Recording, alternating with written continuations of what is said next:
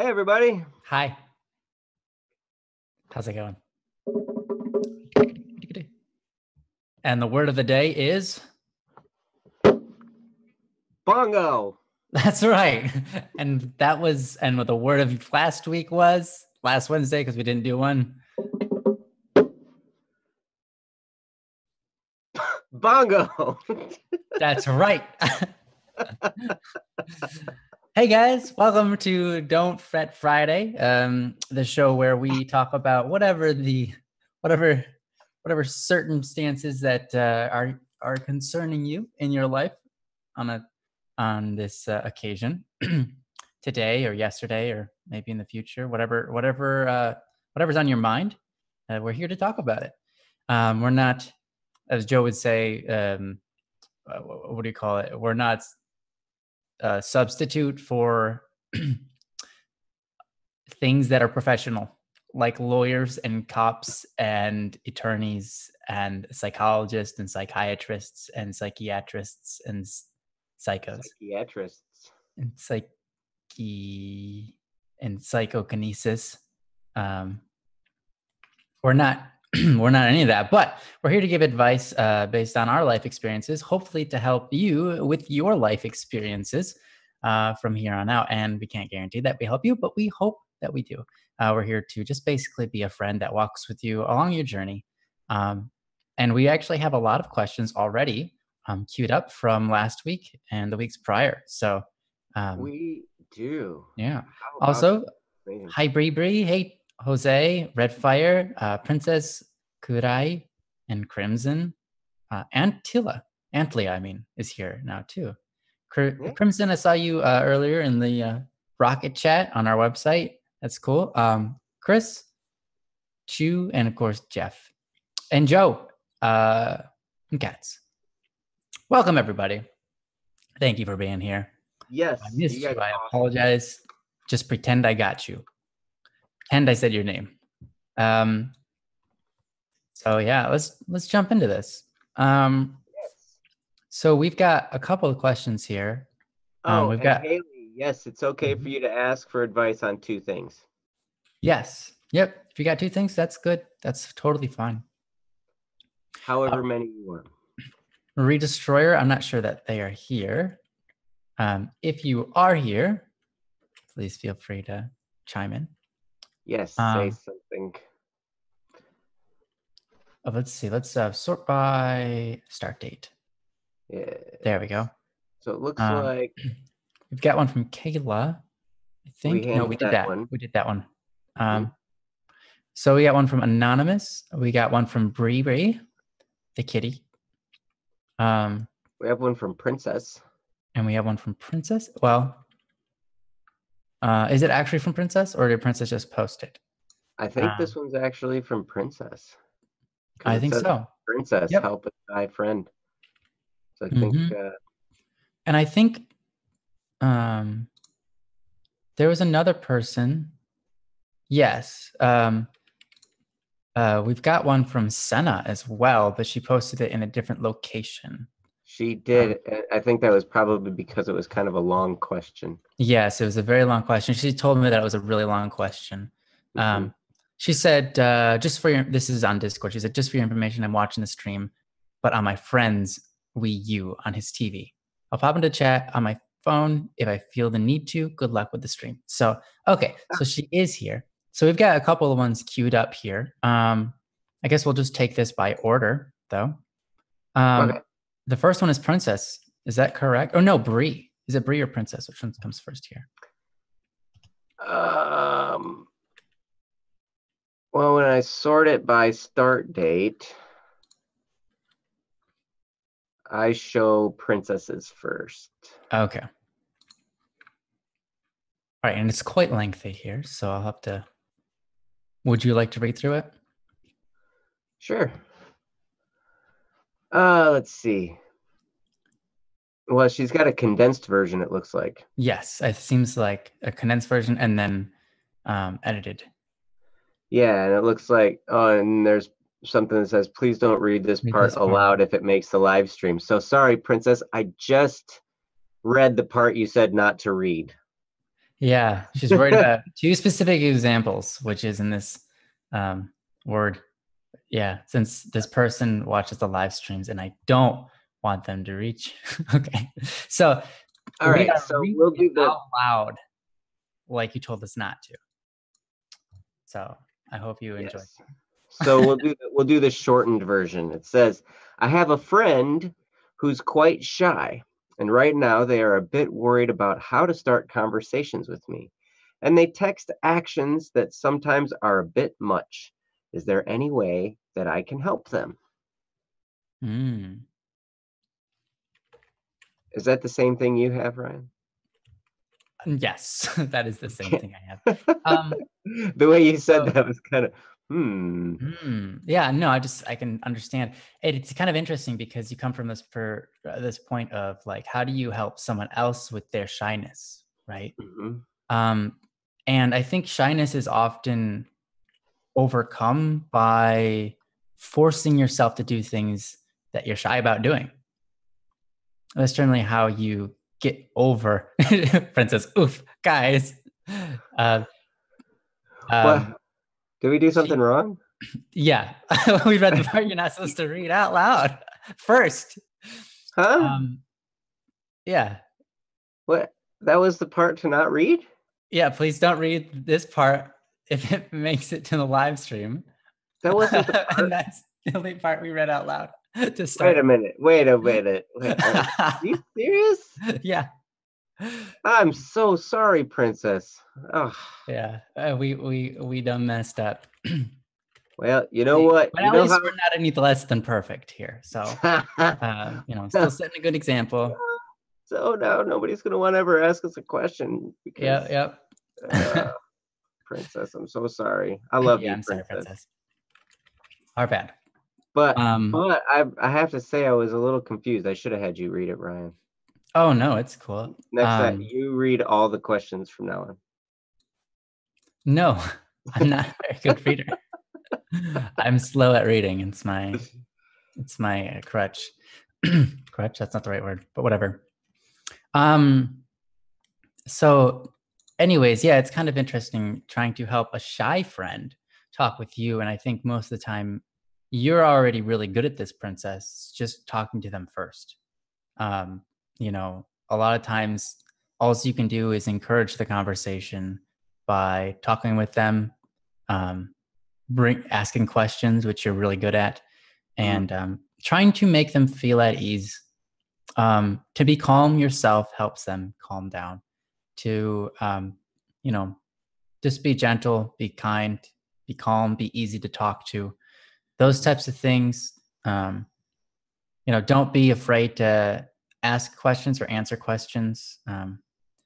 Having a sense of like, hey, I trust you, helps that person feel more open and easier to be able to talk to you. It's easier for them.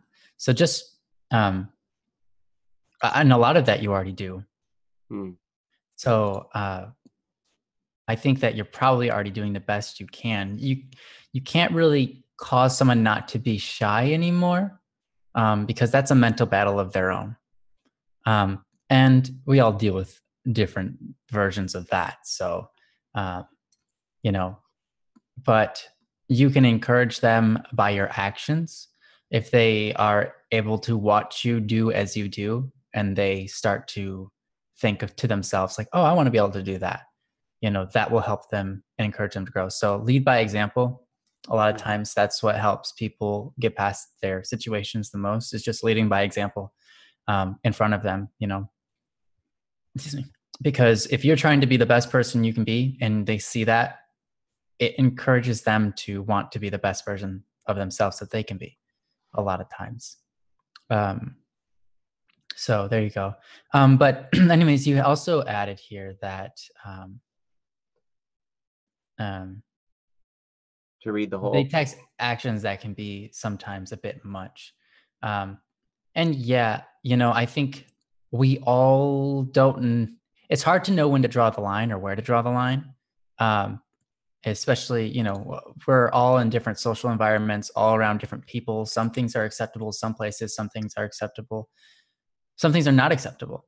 you know um I know people who grew up in their homes and their mom and dad just swear all the time. And so they go to school and they swear, and the teachers scold them and they're like, you can't swear here. And it's like, why? I mean, I grew up in this environment where swearing was the norm. So what's the deal, right? But then again, there's homes where people train their kids to do drugs, or they are abusive or whatever. There's all sorts of different families. There are some families that are incredible. They treat their kids to aim for success and get those principles down. Not back out when you say you're going to do something. You go all the way till the end. I know families like that, and that's really cool. It's hard to know where to draw the line, because there's so many different social environments to know, like, hey, this is allowed. I should be saying this. I shouldn't be saying this. I think the general rule there is if you feel like it could be the wrong thing, don't say it. I think as a general rule for tact, like to be tactful, sometimes you have to be really careful with your words. Sometimes, maybe you want a message and say something that might be somewhat inappropriate. If you feel at all there's any inkling of inappropriateness to it, then you generally just try to pass that thought on, because those things can hinder a relationship. Unfortunately, I think that we've all experienced, you get a certain idea about somebody when they start saying inappropriate things, and you're like, oh, I don't really want to be around them. It's kind of awkward. Or, but they're still your friend. It can be that way. They say they feel like they are ruining our relationship by talking, but I feel more distant with them because they back away are hyper focused on a potential fault. And yeah, that totally is relatable too. And I think they say they're feeling they are ruining our relationship by talking. And I think a relationship stands on the interactions between two people. You can really ruin a relationship by talking, but ruining a relationship a lot of times, if their intention is not to destroy the relationship, then, and if it's okay, so if someone has no intent to destroy a relationship, but it's destroyed anyways, then it's the fault of the other person. Like, if my intention was to help you, but I say something that's offensive and I didn't realize it, and you're offended by that, and the relationship is destroyed, yes, it's my fault for saying that, but I didn't know any better.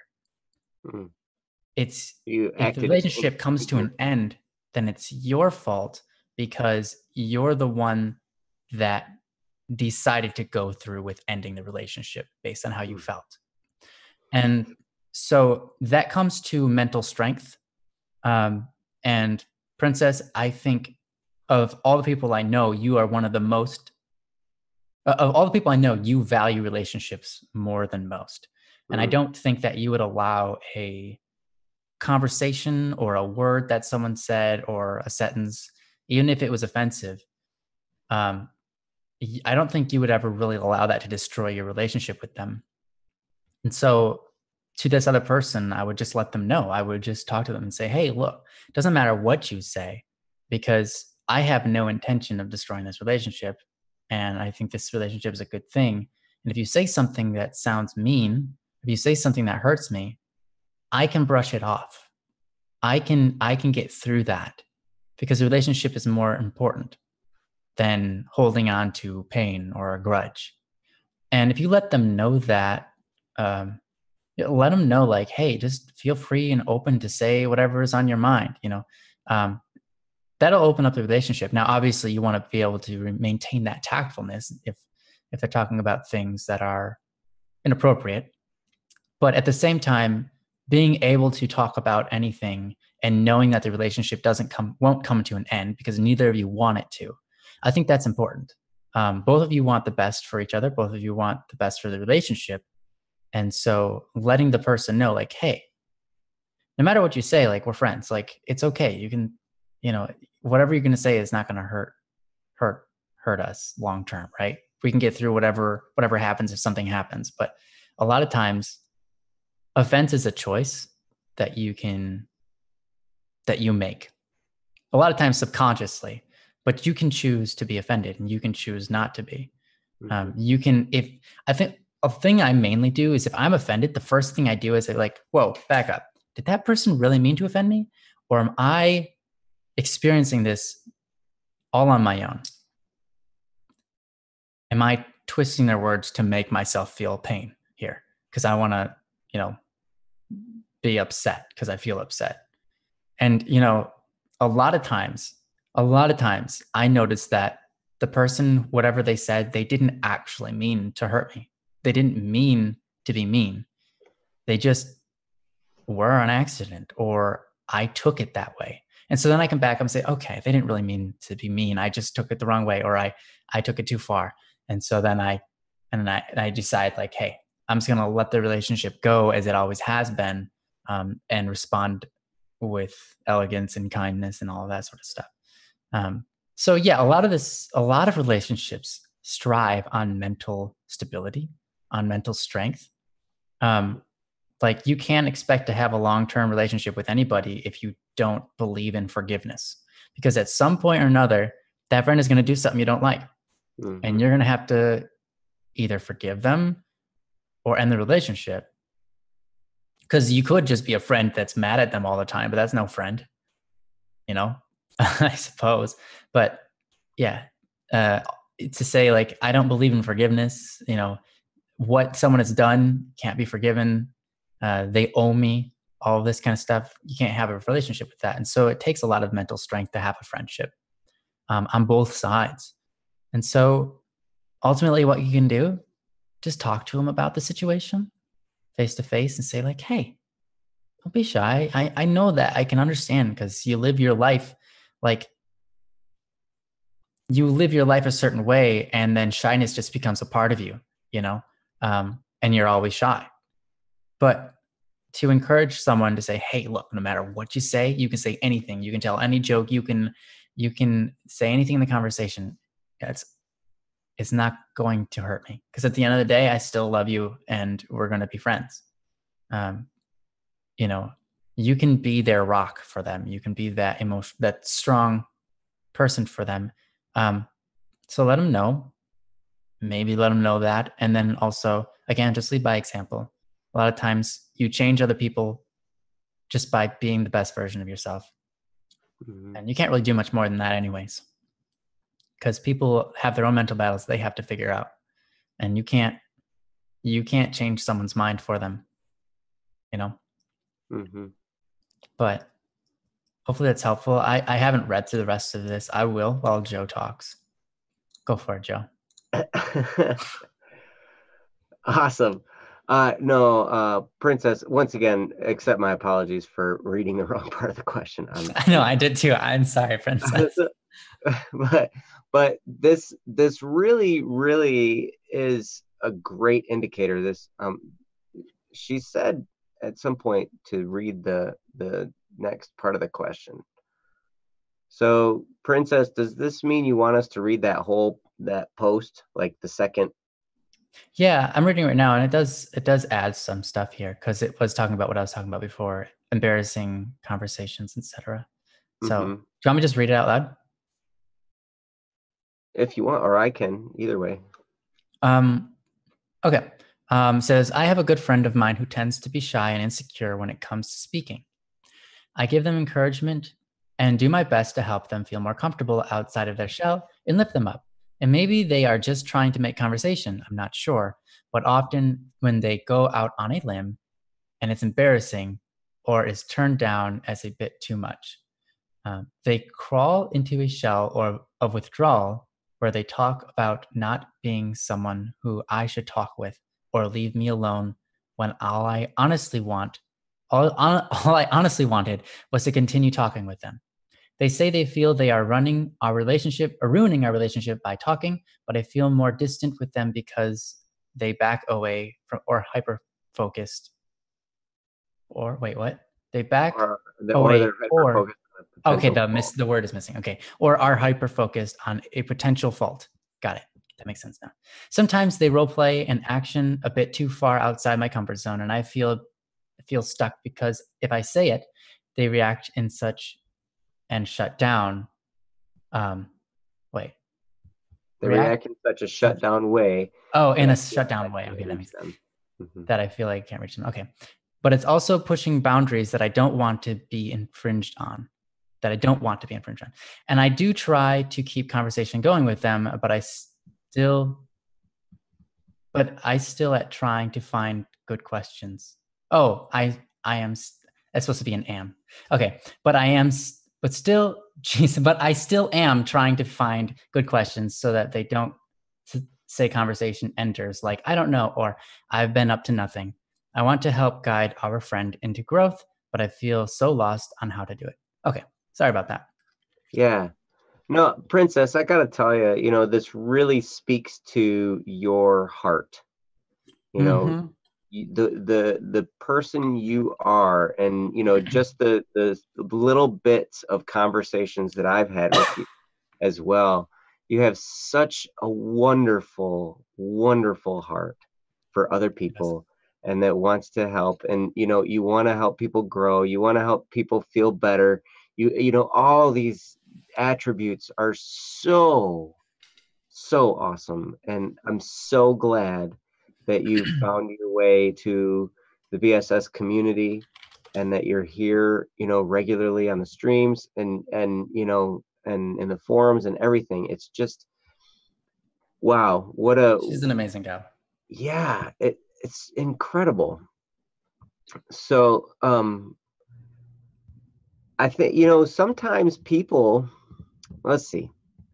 I'll give kind of two variances of response of some things you might be able to try. So, um, first off, you're dealing with. It sounds like you're dealing with a fairly introverted person who's got some awkwardness, which most of us do, Gotta especially embrace that awkwardness. people. That's the best part of People, life. yeah, right. But introverts, I of which I am one. I'm a recovering introvert. Um, and when we're learning conversation, it's awkward just because we're introverts. We're not necessarily thinking about how to talk to other people. We're thinking about being by ourselves and doing things by ourselves and maybe sitting at our computer and coding or drawing or making music or something. We're just, you know, we, we're not, our antenna aren't pointed in the direction of making friends and conversation. And the fact that you are willing to reach out to this person is absolutely amazing because everybody needs friends. Introverts need friends. We all do. And the fact that you're willing to develop that is fantastic. So I think one thing you can make sure whatever you do, everything that you do, have it revolve around like what Ryan was talking about, love them. And this is a great, great opportunity for you to develop one of the most difficult virtues that exists, and that's the virtue of patience.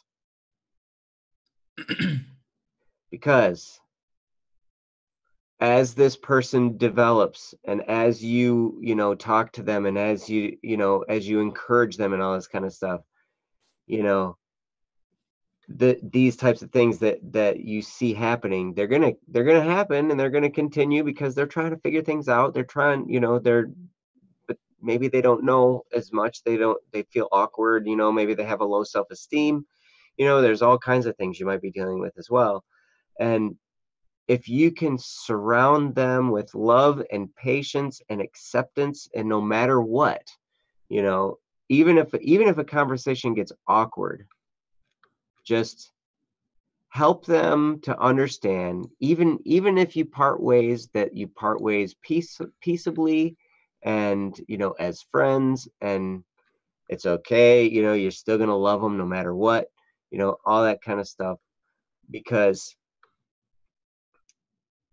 as we're developing, our conversation skills, and as we're developing our interpersonal skills and how to make friends and do all these kinds of different things, you know, we mess things up. And to Yeah. have an environment, to feel safe, an environment in an environment, with another person where it's like, hey, I can try these things, I can develop myself, I can learn these things and grow, and this person's not gonna ditch me, you know.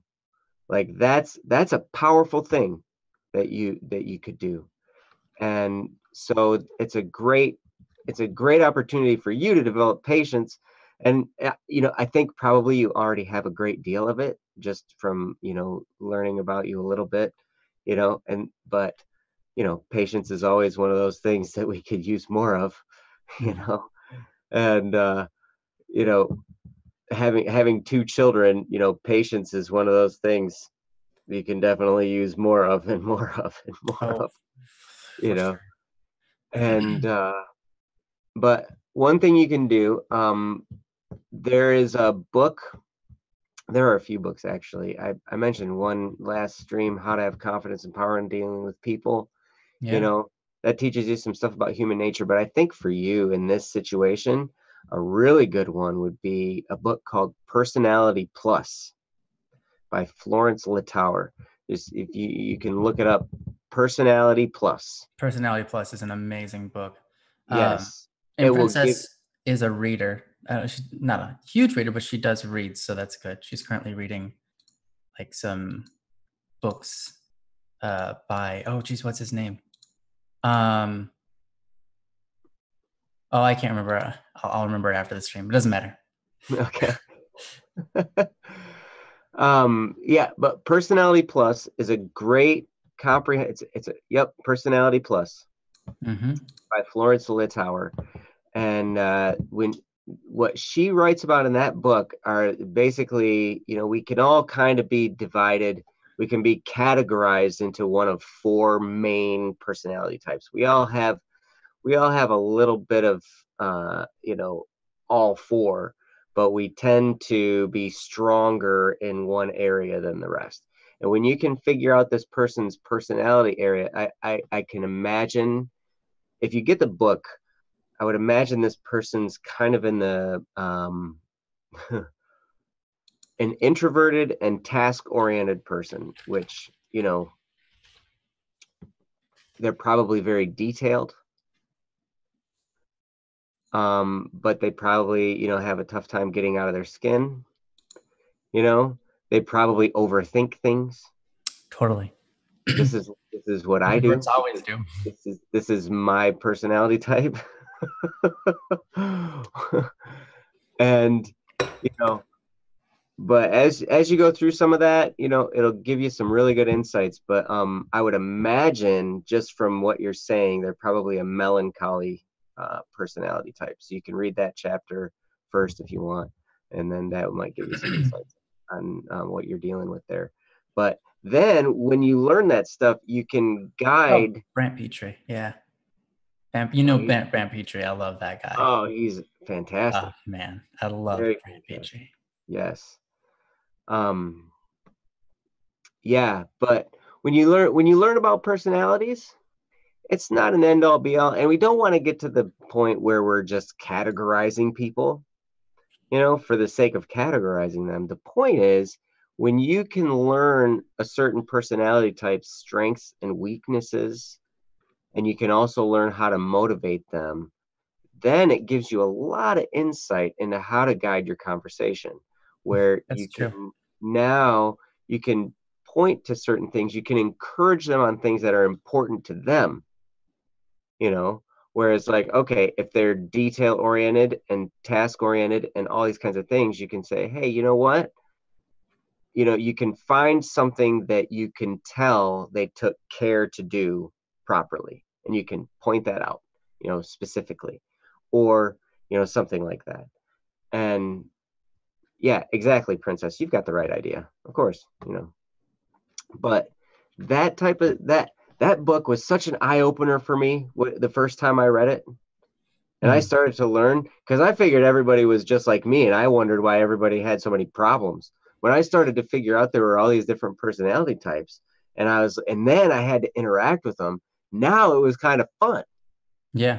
Because then I'm like, oh man, this person's this type of personality, so I just need to challenge the heck out of them, Yeah. you know. And I had one friend who's like that. He's more outgoing, and just more of a leader type, more of a take charge kind of personality and stuff like that. All I had to do to help him move in some direction was to say, I don't know if you can do it. Mm-hmm.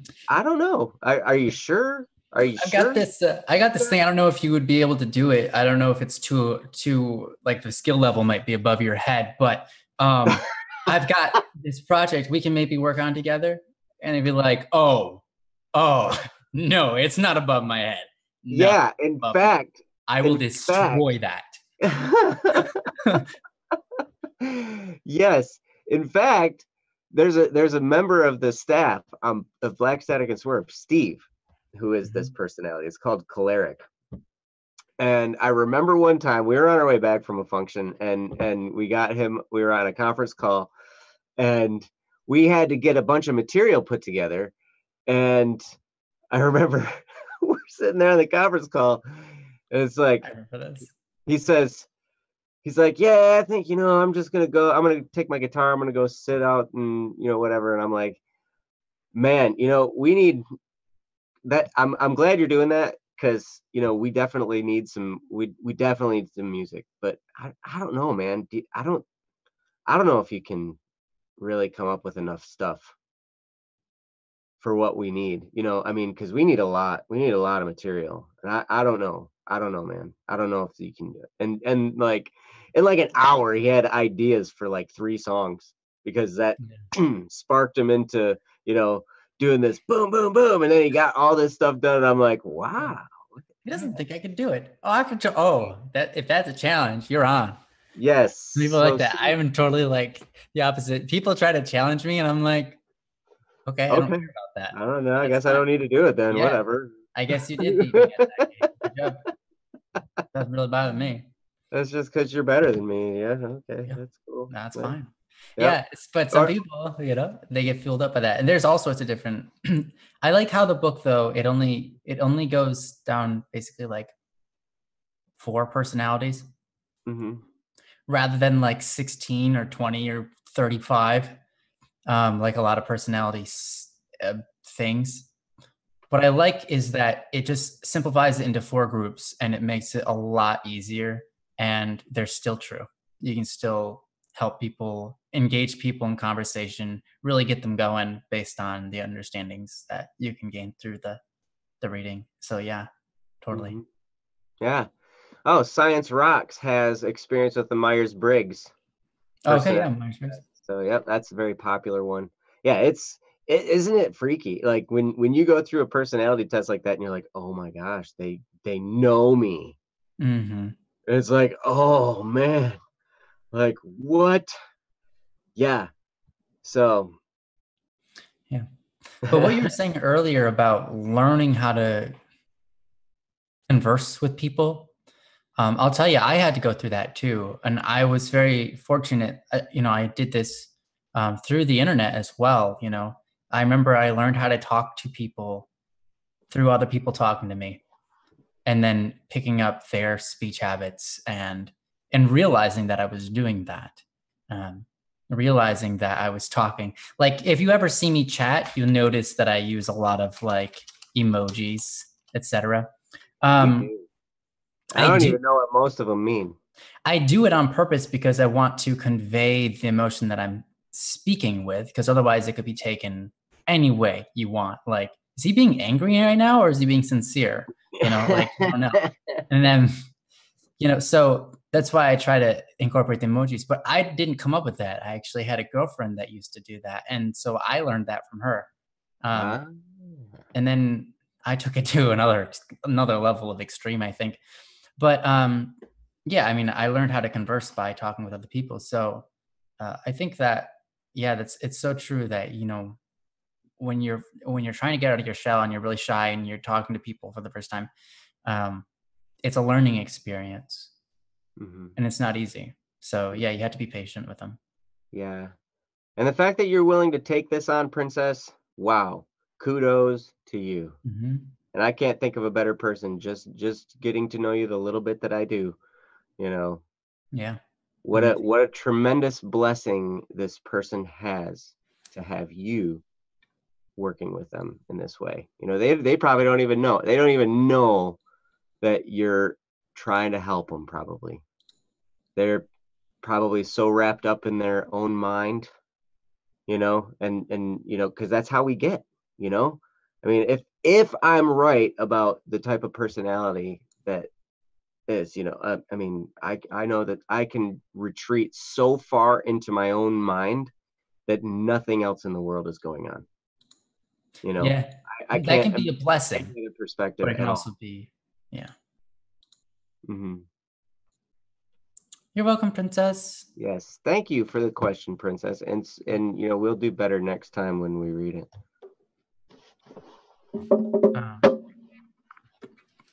So, looks like we've got some more, and We do. Kayla, I've noticed that you're on here, and you've been typing some stuff about that we could definitely address. Yeah, and I think Senna told me that she was getting worried about Kayla and would like to address her problem as well, or her situation, I should say. I don't know what you want to say, but and Princess has it posted. Princess, you're so amazing. Princess, thank you so much, because I was like, I don't know where that concern is. I was just told about it, and now we have it. Thanks, Princess. And Kayla, no, you're not causing worry. This is Don't Worry Wednesday on a Friday. That's right. That's right. No one's worried because it's Friday. Yes. Not Wednesday. No one's fretting. It's Friday. It's Friday. With fear. Now, so what do we have? We've got Anonymous. We handled Princess. Mm-hmm. We've got Breeze, how to deal with myself. Breeze. We've got Haley. Anonymous. We've got Kayla. Boy, you guys are amazing. Thank you so much for all your questions. Yeah. Now, Anonymous is here, I believe. But so is Kayla, and Bree is here as well. And so, of course, Haley is as well. So everybody is here. I don't know what kind of order we want to do this in. If I ask you guys, all of you are going to say somebody else and not yourself, aren't you? Guys, who's do we want to go with? All right, this is now chat participation. Okay. Kayla, Haley, Anonymous. No one's going to vote for that because they don't know who it is. Or Bree. And it's not a competition. Kayla votes Bree first, and Bree says, "Forget about mine." So we have a little chat dispute going on here. But I think what I've done here though is I've flipped the tables. Whoever has the least amount of votes wins. That's love. First will be last. Last will be first. No, man. Okay, I'm not really going to. They're all really good. None of them are more important than the other. Yes, you are equal individuals. I just don't know what we want to do first because I wish I had the time to get to all of them. I'm not sure. So I think we can. I think we can get to all of them. What do you think? I don't know. Hopefully we can. We might be able to. We just won't be able to be super long-winded. Yeah, we have to be expedient, if that's the word. Science rocks. You can't give negative votes. Can I give negative votes then? Nice. Yeah, that way the least person will be the best. Yeah. Okay. Do you want to do them in order of when they were asked then? All right, let's just do it in order then. All right. And we will attempt to get to all of them. We're going to do then Breeze. Is that correct? Well, I don't know. Was Anonymous? Anonymous has a second one. So Okay. Breeze is before that. Okay, then let's do Breeze. All right. Because Bree, I was reading through yours, and I think what we discuss with yours can help and give us a great launch pad to handle some of the other ones that have come through. Perfect. Would you mind reading it for me? Yes. For us? For all of us? I can. Thanks, Joe. Okay, Bree the kitty says, how do I deal with this pain I feel? It's not even really pain. I feel numb. I feel hollow, like there's a dark, empty space in my chest where my heart used to be. Yes, I still care for others, but I don't care about myself anymore. I walk through the day hoping for the worst, wishing anything would happen because I deserve it. I don't know how to deal with it anymore, you know? It gets worse every day. Self-loathing is a daily routine now, and a dark cloud hangs over my head. No one at school seems to notice my fake smile or my stupid fake laugh. You would think that they would see it by now. My anxiety is always suffocating now, and the weight of my depression feels like it's going to break my back. I just wish it would go away. Please help if you can. And in parentheses, though I doubt you'll be able to, from Brianna. And sorry if this was long. No, that's fine. It was totally not long. Bree, my goodness. Yeah. I'm so sorry that you feel this way. That'd be Bree. Yeah, I love you. I wish there was something I could say to just fix it all, but I know that that's not generally, that's not generally how it can work. I mean, sometimes when it's deep as this is, it's a process, and it takes some time, and it takes, consistently, maybe taking steps into, different thought processes and stuff. But Ryan, what do you have any? Sure. I'm gonna start out with this. This is something that you guys will probably find familiar. When the darkness comes, don't betray yourself. Don't betray yourself for it. Because the darkness isn't out to do you well. When the darkness comes, don't betray yourself. Don't betray yourself for it. Because darkness isn't out to do you well. I've been in this position, and I think we all probably have, where you feel empty, or you feel pain, you feel just an overwhelming darkness surrounding you. You feel guilty, you feel shame, you feel whatever it is. And for some reason, we just want to sit in it. We just want to sit in it and take it in and let it be over us. And sometimes we think like, oh, I should do something else. I should do something productive rather than sitting here and just taking this beating. But at the same time, we're like, yeah, but I'm not going to. I'm just going to sit here and I'm going to feel this darkness. I'm just going to lay down and soak in it, And I don't know, it's strange that we humans do this. And maybe it's because we want to justify something like, this is wrong. Whatever, like, this is painful. This isn't good. But maybe if I sit in it long enough, it will turn into something good. Or because it's so dark, it just gives us no motivation to get out of it. And so then we're just stuck in it. When the darkness comes with a tempting thought. Yeah. And I don't know why we humans do that. Joe is not the bomber, guys. Sorry, spoiler. Even though my head is... His head might be shaped like the bomb, but that's the bomber. He means the bomber because the bomber...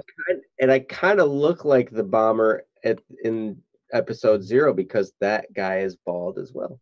Mm-hmm. Anyway, I'm so sorry. But he's not wearing headphones, so clearly it's a different guy. Akil, you made me laugh in the middle of something. Sorry. But yeah, so I don't know why we're attracted to this. We kind of just like to sit in it and soak in this darkness that we know is not good for us, and we want out, but at the same time we don't want out enough. And I feel like that might be where you're at, you know. And I'll tell you from my experience a couple of things.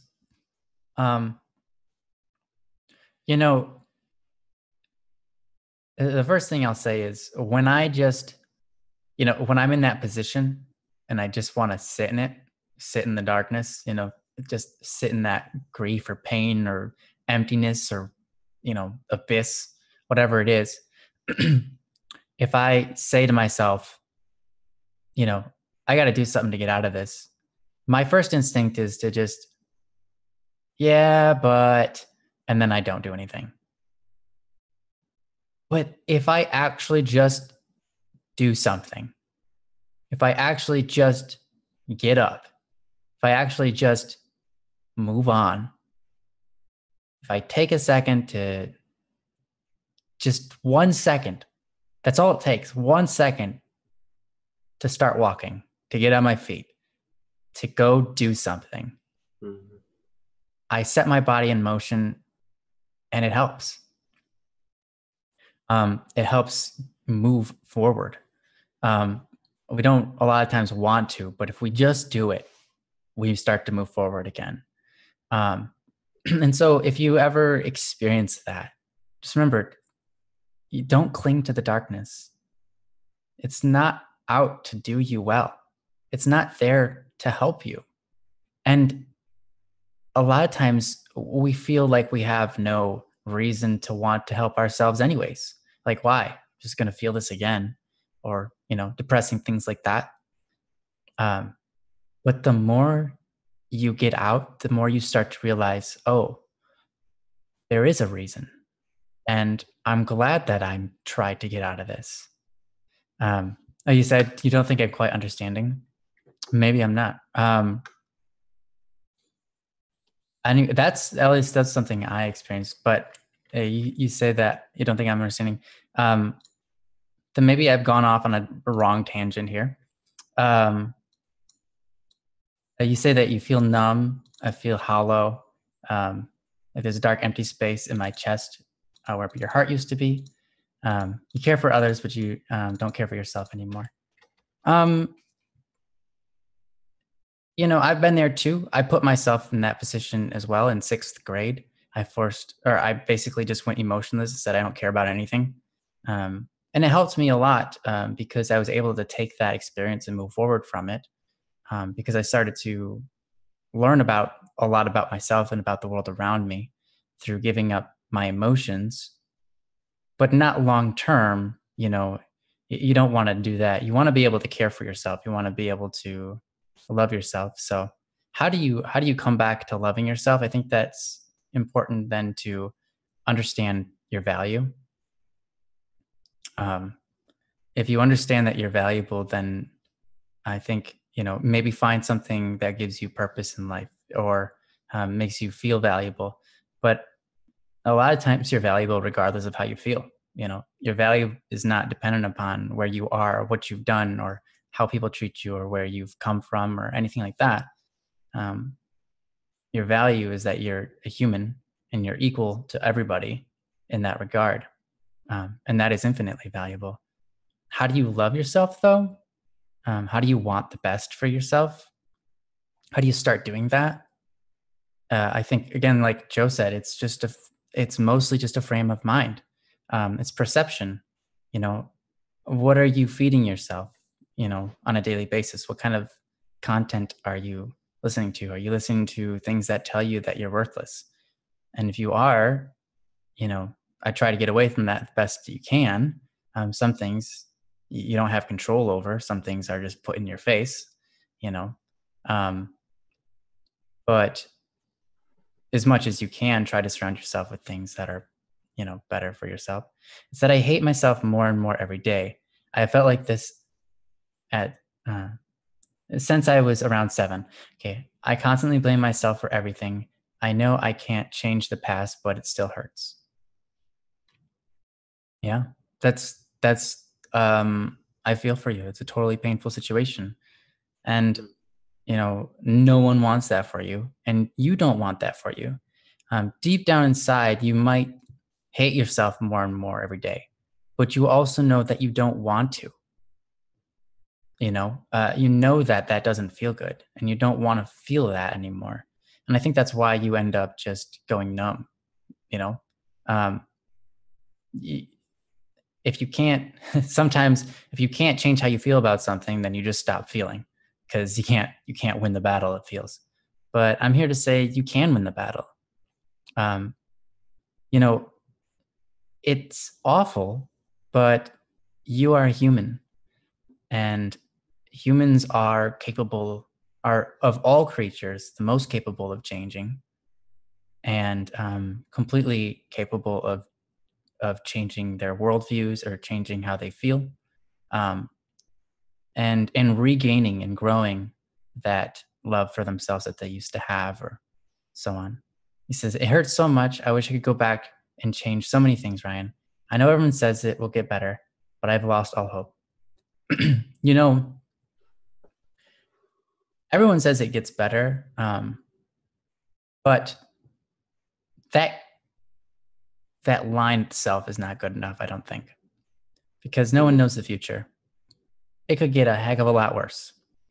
Mhm. It could get a heck of a lot better too. There's so many things you can't control, but the one thing I hope you remember you can control is yourself. You get to decide what you do with your body when you wake up in the morning. You get to decide if you go in the mirror and smile at yourself, or if you look at yourself and just judge yourself. You know, um, and so your actions play a large part in this. Um, you know, I've said it before, but try not to talk bad to yourself. Try not to beat yourself up. I think that's mainly the thing. Um, Most days I want to end it. Maybe then I can see her again and tell her how sorry I am for not noticing sooner. Mhm. She's referring to her cousin, I believe. I really do blame myself for what she did. I should have seen it. Right. And we talked about that in previous episode. And the way her smile looked broken at times, the way she would cry at the oddest of times. Yeah. It's a very painful experience, losing somebody. Um, of course, we talked before about that. And, um, it's not, well, we say it's not your fault. You can't choose someone else's actions. Um, Maybe you could have done something better, but coulda, woulda, shoulda. There's nothing you can do about it now. I'm sure if she saw you now, I'm sure people have said this before, but she wouldn't want you to feel pain. She wouldn't want you to suffer. You know that your cousin thought very highly of you. Um, so sitting there and mourning over something you had no control over um, isn't what she would desire. And I don't think it's what you want either, but you're just kind of stuck there. It just happens, right? You don't want it to happen. It just happens. You feel the pain again. It comes back, you know. Um, and I'm telling you, the only way to get over that is to try to change your perspective on things. And the only way to do that is just take action. Is to um, live out your life, programming your brain with good information, which I think that you are already doing. But also being kinder to yourself. Love is not something that we feel and we have and then just give it because we have it. Love is something that you create by the action itself. So Mhm. what I mean by this is you feel like you don't love yourself, and that's a very honest statement, and that's okay. But love, you won't ever feel like you love yourself until you start to just act it out, and then the love feeling will develop. The understanding of your own value, how whether you love someone or not, or love yourself, is dependent upon whether you take action before the feeling, before you desire it. Love is doing things for other people against your own will. Like, hey, I don't want to do the dishes right now, but I love this person. I know it'll help them. It'll make their day a lot better because they don't have to do the dishes. So I'm going to do the dishes. Things like that. And if you do that for yourself, or even if you do that for others, acting out in this kindness and this loveness, that will help you learn and grow to love yourself more, to appreciate yourself more. That's the best advice I can give on that, is to understand that love is not always something that you feel first and then act out. It's something that you don't feel and then you act out regardless of how you feel. And then you feel the love after you've acted. Kind of like you don't get the reward for your work before you've worked. You don't get a paycheck when you didn't work yet for that week. You get the paycheck after you work, So that's kind of my best advice on that. And I wish I could do better for you, but you're in a really tough situation. And hopefully Joe has something more enlightening to. Interestingly enough, one of the things I'll restate here is something that Ryan stated, and it's only because I was editing old Don't Worry Wednesday streams to turn into individual videos and podcasts. And you mentioned in your statement, Bree, that you wish something would happen. You're hoping for the worst, wishing something or anything would happen because I deserve it.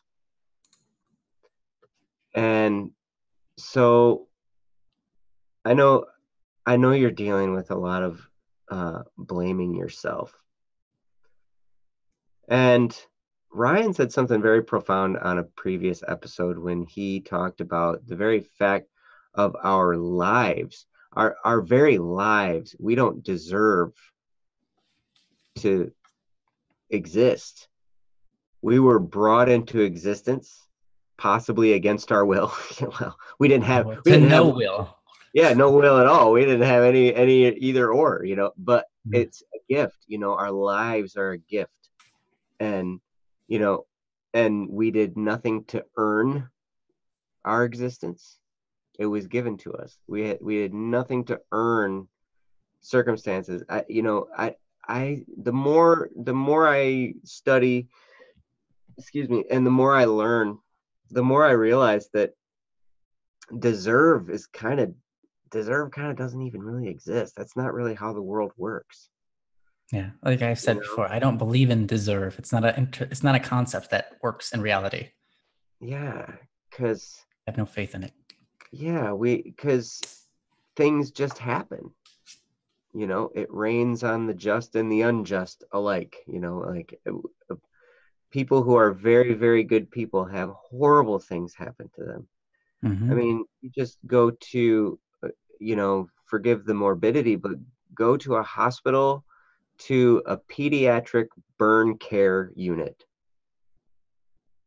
where there are little children who have been caught in fires or something, and they're just absolutely disfigured and in pain all the time. And, there was nothing that little child could have ever done to deserve that. Or you look at, in the same way, people who struggle with depression, as you are struggling now, Bree, this is not something you deserved. This is not something that you earned in any way. And I know, some of this, I know some of what I say is going to fall on deaf ears right now, just because, I have been maybe not exactly where you're at, but some of the things you're saying remind me of some of the things I used to say to myself. And so I understand where those things that you say are coming from. And I wish there was something I could say to just band-aid it, but that's not how this works, unfortunately. So you said something just recently about this person. She was, oh my gosh, where was it? Oh, it was me and her against the world. She was like the air I breathed, and the moment she left, I stopped breathing. So when you go back to those moments where it was you and her against the world, what did that feel like? And I know it's going to be so hard to go to that moment without the tinge of the loss. The loss has a tendency to color everything in a dark way. But if you can go to the memories of where you were in those happy moments and focus on those moments, and this is going to be an exercise that's going to take some work, and I know it's not easy, but if you can go to those moments where it was like, and this was the happy moment, and then let that happiness come on to you, and just let that fill you up. And then, as Ryan said, the darkness is going to come too, because you're going to feel that. You're going to go back to that memory, and then it's all going to rush in like a flood. The pain, the heartache of the loss, it's all going to come flooding back in. And when it does, you can say, thank you, but I had this great time, and I'm thankful for that good moment before the pain. I'm thankful for that moment. And when you can just shove that gratitude like a wedge in the crack of that happiness and just hold on to that happy moment, grab onto that happy memory, and then be thankful. Fill yourself with gratitude for that moment, because there is some truth in the saying, it is better to have loved and lost than never to have loved at all. Now, the lost part hurts, like obviously I was almost going to say like you wouldn't believe, but you would believe. But you would believe it right now. You've been there. So I understand it hurts so much, but that one little moment of gratitude that you can feel in that happy moment is like a tiny little spark. And from that little spark, you can fan it into a little bit of a smoldering flame, and you can like kind of care for it, nurture it. And that one little thankful moment. And then maybe it'll all go away and you'll be back in the pain. But you completed the exercise. And then you can try again. See, it's going to take multiple times. It's like, it's like working out, where you don't start off and all of a sudden you can do like these massive, amazing, huge Arnold Schwarzenegger pro wrestler workouts. I tried. Doesn't work. You got to start so small. You got to start like really, really, really light, really, really easy. And it's going to be painful. It's going to be sore. It's going to feel weird. You're going to feel awkward, but that's where you start. And then only through the consistency of doing that exercise will you then be able to build and work your way out of it. So this is not going to be an easy time. It's not going to be a quick time. It's not going to be something that, you're just going to be like all better tomorrow. Mm-hmm. It's not But something that you'll be like, all right, I tried it and it didn't work. right, no, yes, Like exercise, you have to try it a lot. that's going to be the temptation, though. You're going to be like, oh, I did that, it didn't work. But understand that that's the beginning step of the process, is just making yourself feel gratitude for those happy moments.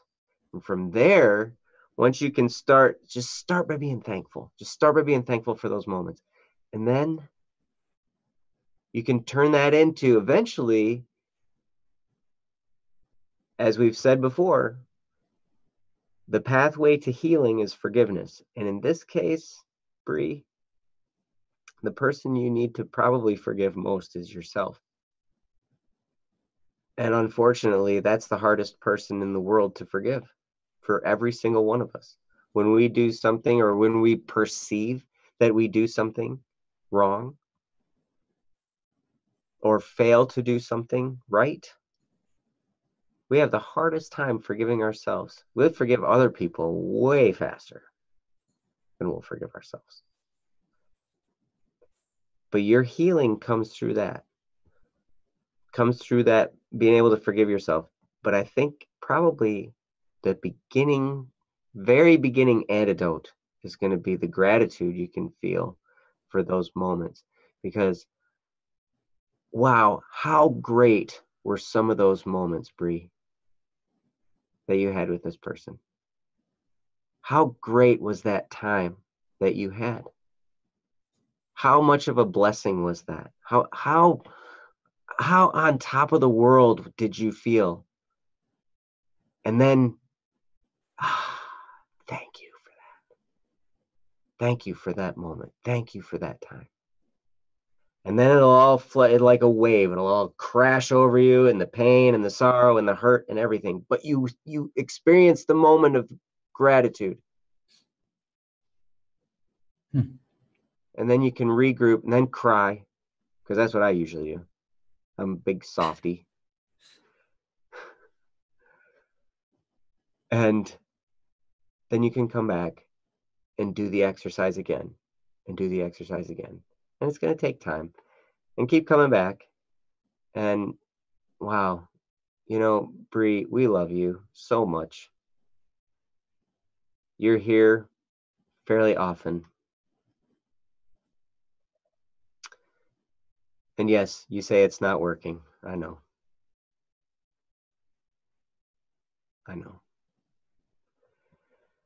It's not going to feel like it's working.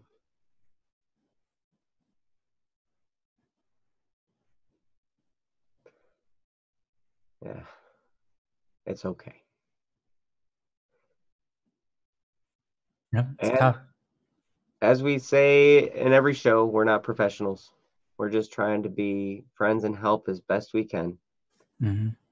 And there are moments when professionals have a way of navigating things that, I saw a psychologist for a couple years, and it really, really helped me. And sometimes that's the route you need to go, along with, having friends surround you, being surrounded by people who love you.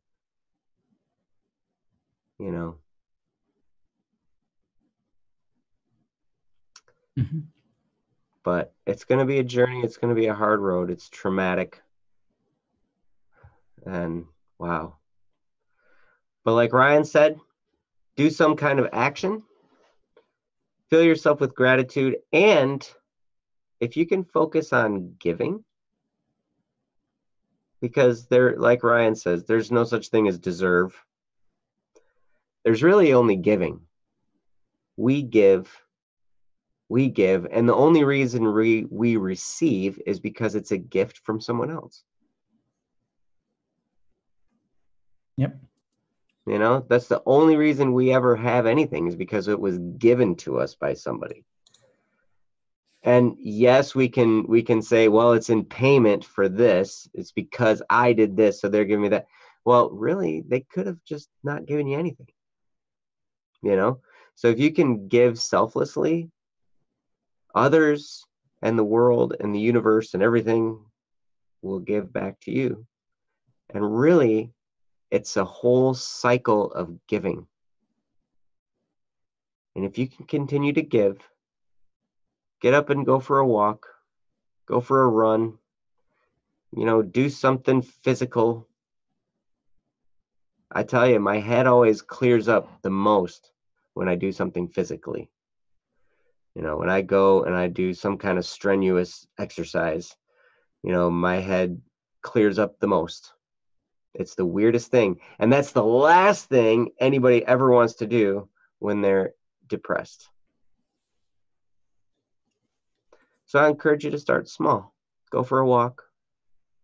Do one jumping jack.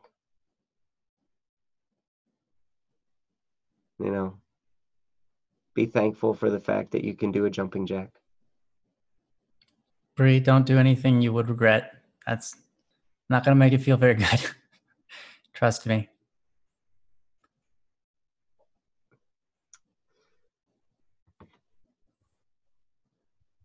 Where is she? Is she leaving? Yeah, she says that she's going to go drown her sorrows and she'll see her soon. There's no point in trying anymore. Bye, Ryan. I love you. I love you too, Joe. So I'm sorry, everyone. I love you all. So she's trying to say that she's going to go, I assume, drown her troubles away. Bree,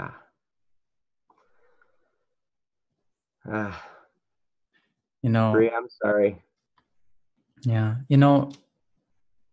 Life is hard. No one has it all put together. And we're all just humans trying to stumble through it all, right? No one has the ultimate answers. Excuse me. But we can try to learn. We can try our best to get better in all these places, but it's hard, and that's okay. I hope that when you leave, you don't do anything again that you'll regret. Be safe. Take your own advice. Stay safe. And know beyond a shadow of a doubt that you are loved. You are loved. If there's one thing I can tell you, you are loved and you are valuable. You're valuable to this community. You're valuable to many others that you may not even realize. And I don't know if those words will penetrate to your heart, but you are loved and you are valuable. I mean that from the bottom of my heart.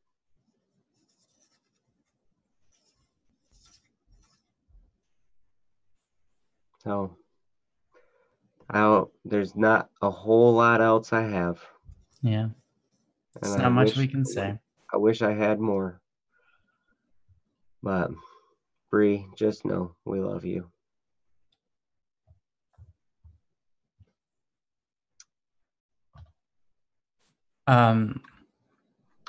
Just for Kayla's help here.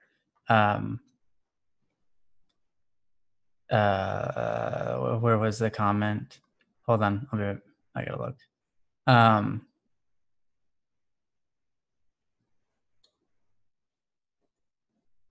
Anyways, I'm just going to go drown in my depression. I know I'll see her soon. There's no point in trying anymore. Yeah, that's a statement that's really rough, really, really powerful. Makes you feel really bad. Makes everybody feel really bad because no one wants to see someone do something like that, to commit suicide or something. But I don't think that Bree is necessarily saying that she's going to commit suicide. So it's really rough. Obviously, she could, and we hope that she doesn't. It'd be a terrible note to leave off on. But I just hope that you're going to be okay there, Bree, and that things can calm down for you in your life, because it seems like you have a very tough situation at home and everything like that. So, yeah.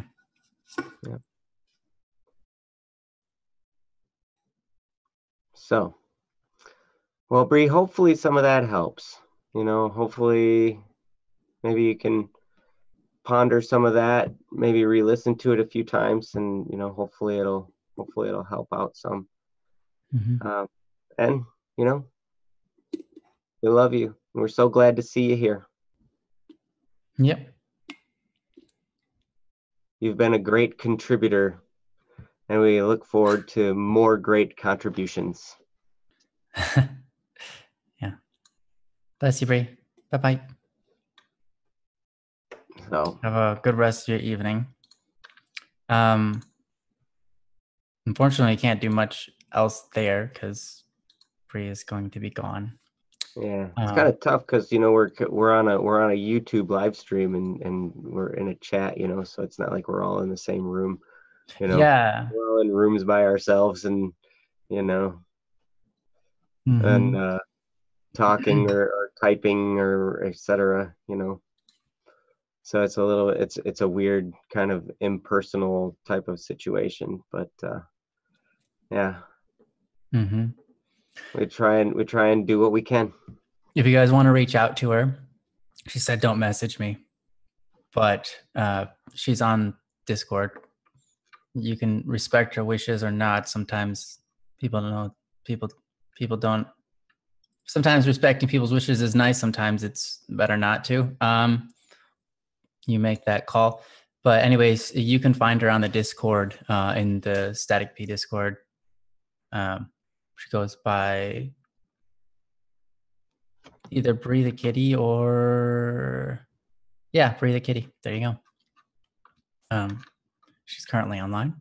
You can private message her and say, "Hey, I love you," and strike up a conversation with her. Maybe help her out a little bit there.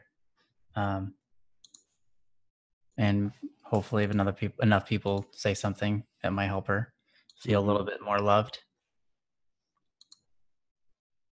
Yep. So anyway, shall we move to the next question? Mm-hmm. Okay. Sorry, Senna was messaging me. I wanted to respond real quick. Okay. So now we have the anonymous, right? Yes. Is the anonymous posted? The anonymous was here earlier in this chat. I assume they're still here. Yes, they are. I saw you typing. He said, "Yep." Okay. So, where is so do you that? have that? Do Yep. you have that question? It's on Don't Worry Wednesday, Black Settings for Forms. Oh, is this the wrong emotions one? Yep. Okay. I didn't know what to title it. Wrong emotions is really just I couldn't figure out what to type here. So anyways, this one's posted by Anonymous. Posted by me from Anonymous. It says, I'm going to do a bonus one because how nice you all are, but it's shorter. I start randomly crying when I do something bad, but when someone who I love dies, I don't. I think I'm a monster for this. I put on a fake face so they don't see me not crying. From Anonymous. And that's really relatable for me. So, and I don't know maybe about Joe, but Joe probably has maybe a similar experience, and see what he has to say about it. So, okay. Interesting. So, Anonymous, from what I'm seeing here, Anonymous will randomly start crying when they do something bad. Mm-hmm. So, and is that kind of like just putting on a show? No, I don't think so. I think what they're saying is when they do something bad, they feel like crying and so they cry. But when someone they love dies, they don't have that emotion. They don't feel bad enough to cry, and they want to know what's wrong with them for not experiencing enough pain for other people, but experiencing a lot of pain for themselves. Okay. Does that make sense? Kind of. So there's the emotional response when they do something bad, but then when something bad happens, like somebody dies, they don't Yes, that's experience exactly, the yes. emotion. So okay. Well, part of it is, I think, we all kind of respond differently to, these situations. We respond, yeah, I'm much in the same boat. When someone that is close to me passes away, I don't hardly ever cry. I have hardly shed tears for the death of friends. Growing up through high school, there were probably 4 or 5 of my classmates that died, throughout our going through school. And I didn't cry very much at the death, at their death, but I would cry when other crazy things were happening, stuff that brought my emotions to the surface. But death for me was kind of a somber, just sober, like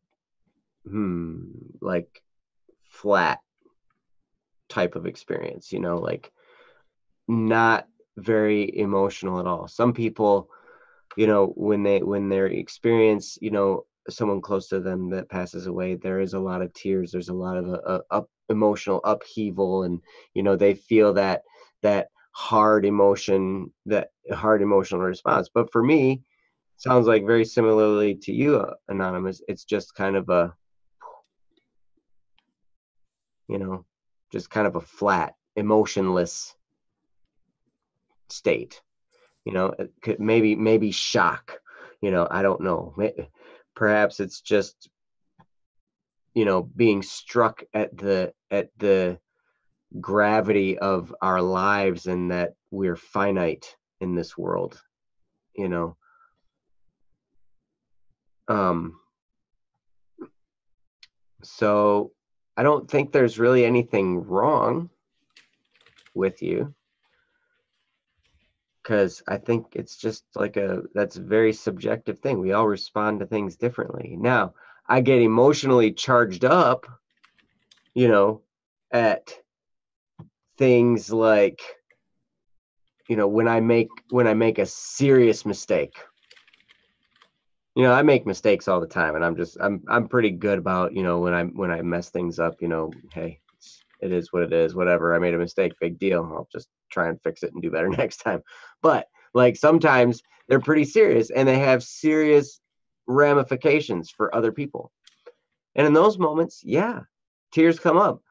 Or like when I think about some of the things that you guys deal with, that brings tears to my eyes. That makes me well up. Sometimes, I'll see some of these questions, and there have been times on the stream when I've been really fighting back tears, because I just am feeling, what my response in that person's situation, and the emotions just get all charged up and tensed up and everything like that.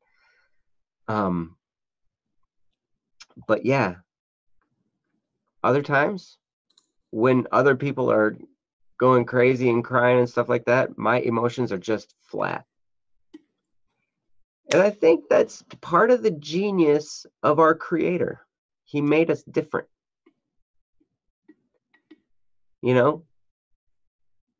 He made, maybe I respond to death that way for the sake of others who respond the other way. Maybe that's, maybe that's our creator's way of saying, you're the rock in this situation. to help these other people. You can be a guide for them. You can be a shoulder for them to cry on, something solid they can hold on to in their time of need. And it reminds me of a situation when, recently when my wife was driving and she hit a bird and it broke the windshield and glass was flying all over the place. And she was like freaking out.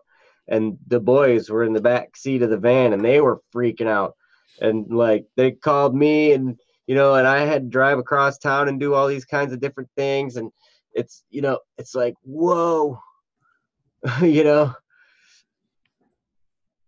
and my youngest son asked me, he said, "Dad, were you freaking out? Would you have freaked out?" I'm like, "No, I probably wouldn't have."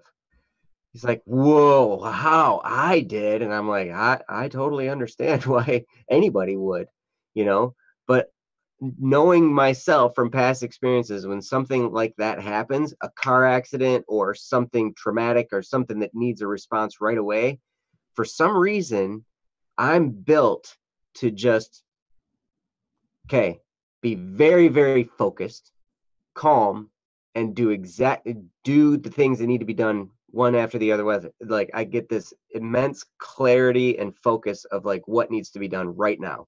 And it's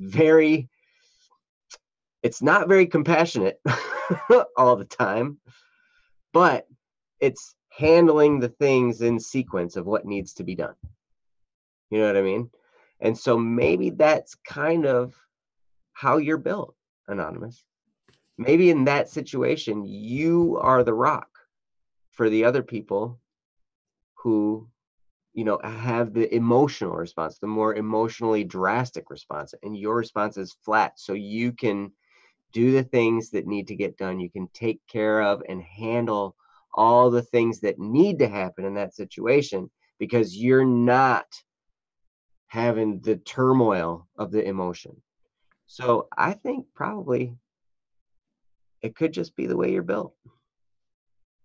Now, that doesn't mean to not try to be compassionate and empathetic with other people who do respond emotionally in that situation, because for sure, do your best to act compassionately. But remember that maybe there's a reason that you respond the way you do. And maybe the reason is because you're that person that gets to handle all that other stuff. And then you start to see the relationship we all have with each other, where some of us are built to do certain things, some of us are built to do another thing, and that's the idea of community and how we all work together, to support each other and to grow and to, really be a great interlocking human family. So, Ryan, what do you that was very well said. And I think anything I would have to say, you've covered it. But just kind of like, reiterate the situation. I've actually been there before as well. I remember someone dying in my family and not crying, and I wanted to hide my face and I thought, am I a monster? Like, why am I the only one that's not crying? Why am I in this situation where like everyone around me is feeling miserable, but I don't really feel anything at all here? And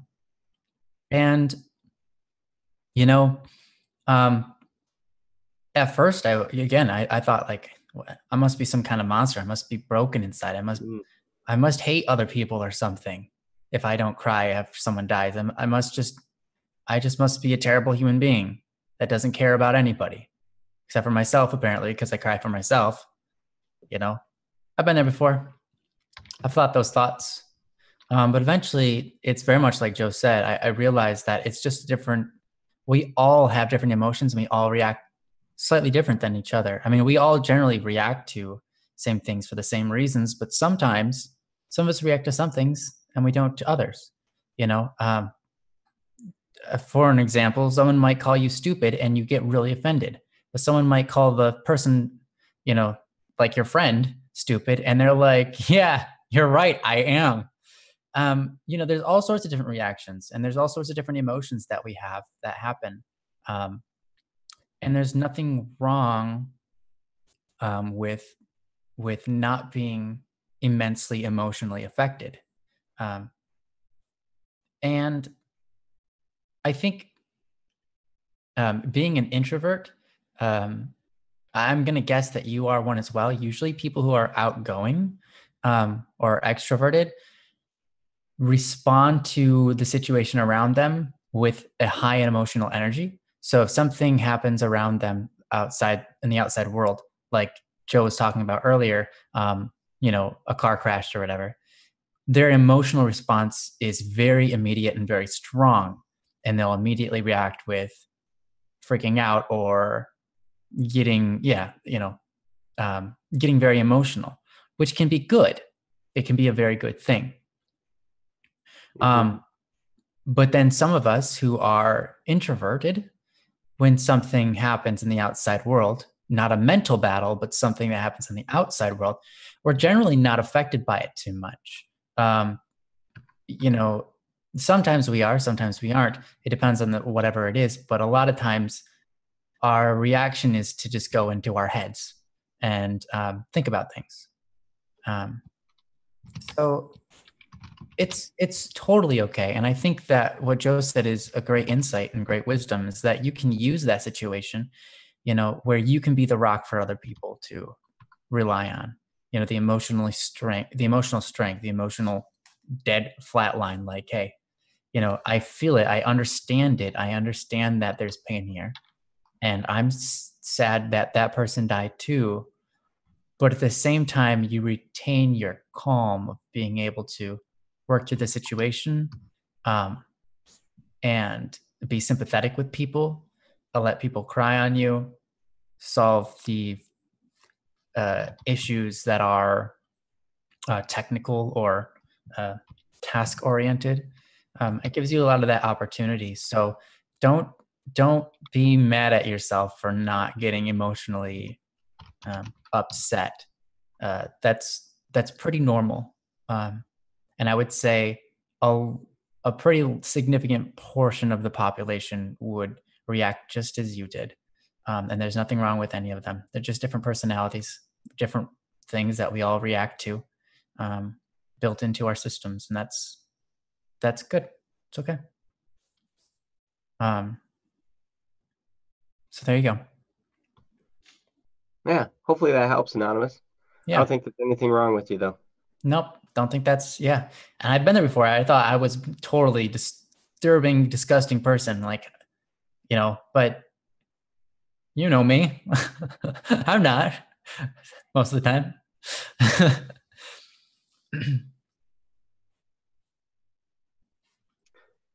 And neither are you, we should add. You're a good person too, Anonymous. I know you personally, so I can say that. Ryan knows the anonymi.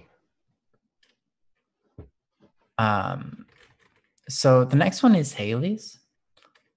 What do we have? Oh, 2 hour mark is in like half hour or something.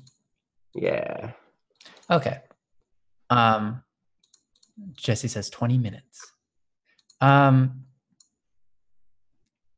So Haley said that they've already got theirs kind of figured out, and that theirs is not as intense as Kayla's.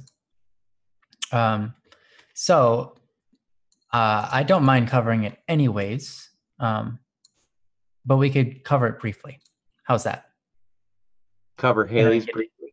Haley's, yeah, because Haley wanted us to go over Kayla's, but I think we should give it to Haley, at least the chance to have her concern addressed, and but we can try to keep it short. Yeah, Haley wants to help Kayla, but I think we can handle both. So I agree. Cool. In choir, we got a new song, and it has an accompanying part for a cello and a violin. The best pianist was asked to play the cello. Some girls said I should play the piano, and I was asked if I would try. I've been playing the piano for 9-ish years, but I've never accompanied, and I'm terrified to do so. I'm not a great pianist, and I really struggle to be motivated and stuff. I'm scared and not sure what to do. And that's It's a totally understandable fear. Mm-hmm. You know, doing something you've never done before is always frightening, almost. Mm-hmm. So I'm sure Joe has something to say about this. I have a short thing I'll add on to it. Well, it sounds to me like you have an opportunity. I know I always say that. You've got an opportunity here, and it really is true. You know, because part of one of the things, you know, I'll just let you know a little secret. Half of, you know, the solution to a problem is your thoughts about the problem. You know, I've heard I heard somebody I just heard this in I was listening to the Cash Flow Quadrant book on Audible. And he says one of the things successful business owners do, now this was a business book, he said is they solve problems. And he says, I know some people say challenges. They like to say I solve challenges because they think challenges sounds, you know, less tough. And he's like, nope, I solve problems. I look for problems, you know, because that's what, you know, we need to solve. We need to solve problems. Mhm. And you know, but that was just kind of his way of saying, you know, that half of what he thinks about is his attitude towards it. That's half of the solution, is your attitude towards it. So in this case, yes, you're scared. Yes, there's this apprehension and this fear. But that chemical response of fear is exactly the same as the chemical response of exhilaration. It's a heightened adrenal response, you know, adrenaline in your system, you know, like Adderall. you feel that tension, you feel that, you know, and that's the same thing. Like when you're afraid, it's the same as that intense excitement too. Like that, so you can, you know, if you can wrap your head around that, you can take that feeling you feel and say, oh, this is just excitement because this is going to be something, this is a big deal. Oh, I should prepare for this, you know? And you can use that fear as your motivator, because and you can change the fear into an excitement and, you know, use that as a motivator to get you to work really hard to practice your part and do all this kind of stuff and work with them. And doing something new, everything you've ever done was new at one point. Everything. Your first breath. Yeah, your first breath, the first time you walked, the first time you stood on your head. Well, maybe I don't know if you. It's likely, but but yeah, you've never accompanied before.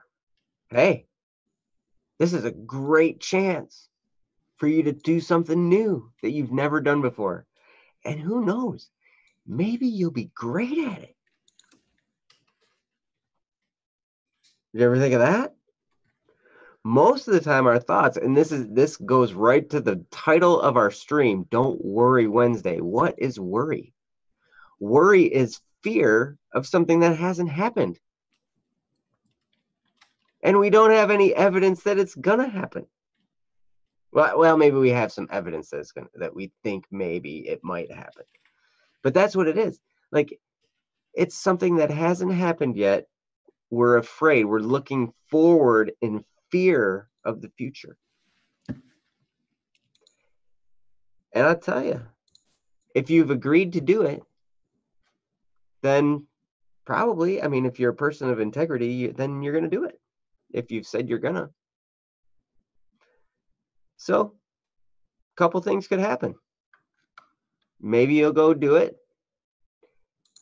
and it'll be horrible. Oh, well. Yep. It's done and over with. Yep. At that point, it's over, you know. And so this goes into the exercise that I've you know, promoted before, where it's like, think of the worst thing that could possibly happen. What's the worst that could possibly happen? Probably you go out there and, you know, like you totally flop and it's awful and everybody looks at you like you're a moron and nobody claps. I, I don't think that's probably going to happen. Or somebody throws a vegetable at you or a fruit or something. Could you imagine? Oh, here we go. Haley says, I can't accompany. I can't. It's too much. I shouldn't have accepted. I wanted to be like my brother who does all this complex piano stuff. I can't. He's the amazing one. I'm a bad pianist. If you've been playing for 9-ish years, you're probably a little better than bad. A little, give yourself a little bit of credit. A little bit better than bad. So a lot of this, I think, if you go into it and you flop, hey, big deal. We've all been through those experiences before. We've all had those moments of embarrassing times and all this kind of stuff. It happens. It won't be it probably wouldn't be the first or last. I remember this came from a movie. One guy says to another, he's like, I can't even remember what this movie was. He said, man, you go do that, that's going to be a really, really bad idea. The guy looks at him and says, wouldn't be my first.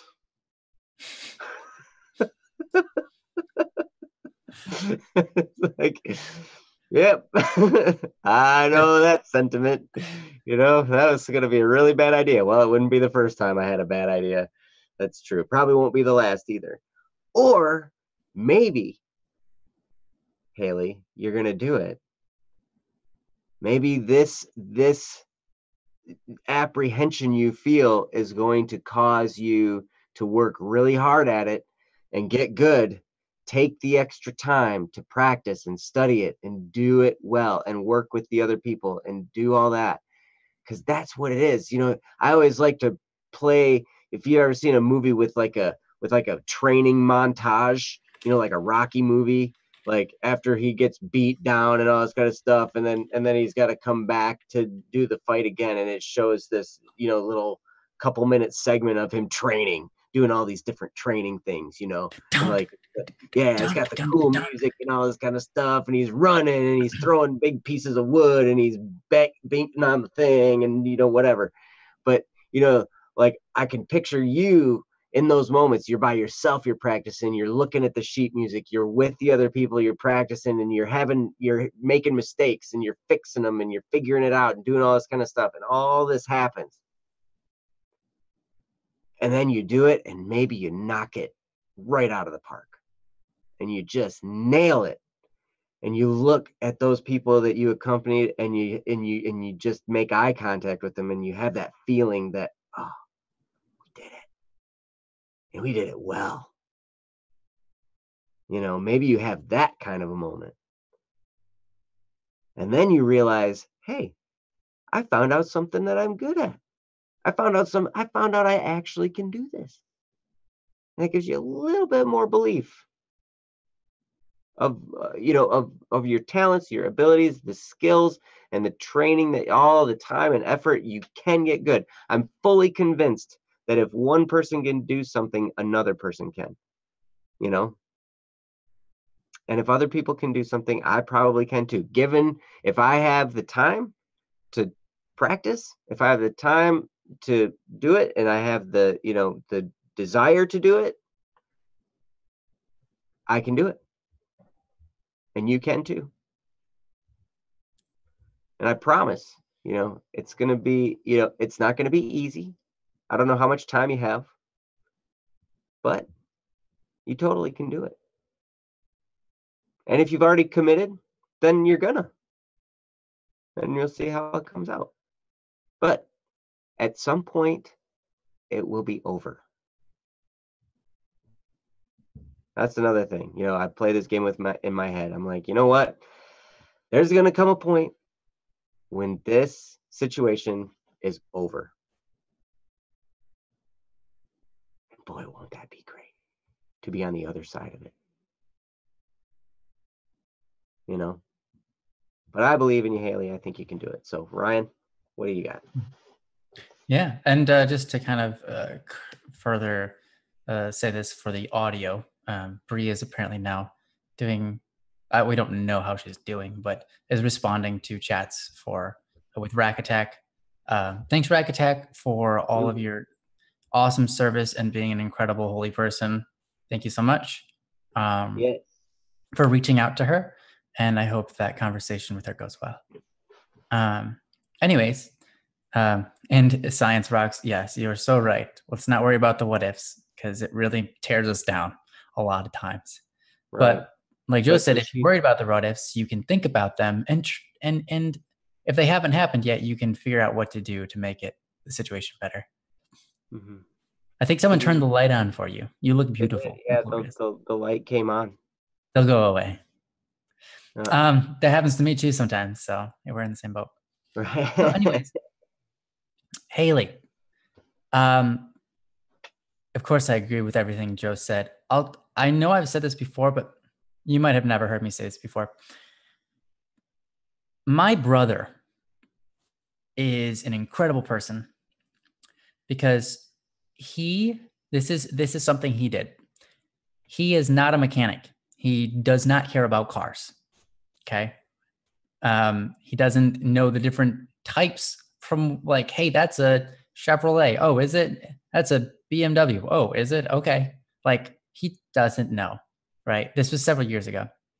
And we were in the business of driving our cars around all day long. And our cars would break down. And we'd have to pay a lot of money to pay the mechanics to fix our cars. So my brother decided, hey, why don't we stop paying the mechanics and I'll just start fixing them myself? And that's crazy because car engines, car mechanics, they're really complex, all right?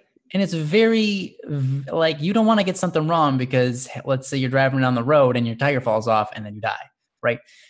This is stuff that people are like, I don't want to mess up anything up. That's why I just take it to the mechanic and get it done with by professionals. I don't want to mess anything up. I don't even want to look at it. I don't even want to open up the engine and look at it because that's nothing I know anything about.